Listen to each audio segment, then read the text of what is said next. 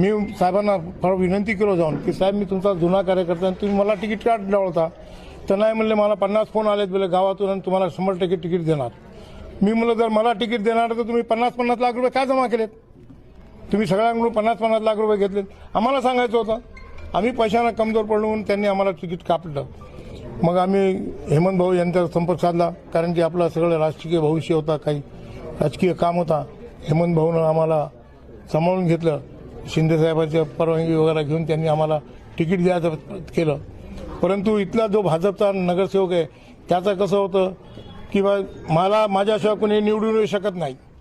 तर मी मुद्दाम ड मधून न उभं राहता मी माझ्या मुलाला ओबीसी मधून उभं केलो. तरी त्यानं ओबीसीचं आमचं ऑब्जेक्शन घेतलं. देवानं सच्चाईची कधी जीत असते.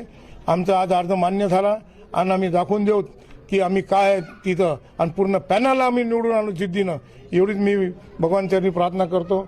जय हिंद जय महाराज. इथली भाजपा जी आहे निष्ठावंताची नाही आहे का? इथली भाजपा काय इथलीच नाही, पूर्ण नांदेड शहरात 80-81 प्रभाग उमेदवार आहेत. त्यापैकी फक्त 19 लोकांना त्यांनी भाजपच्या लोकांना तिकीट दिलं. म्हणजे ह्यांनी काय केलं ते बलवंत सिंग गाडीवाले, वीरेंद्र सिंग गाडीवाले दोघं बाप लेकाला, त्या स्वामी आणि पैसेवाला त्याच्या बायकोला तिकीट, त्याला तिकीट, सगळ्या निष्ठावंताला डाळून यायला आपल्या सगळं परवा पार्टीत आलेला देशमुख माजी उपमहापौर त्यालाही तिकीट दिलं त्यानं. म्हणजे असं कुठं राहते का? कार्यकर्त्याचा बळी घेतला यांनी सगळ्यांचा.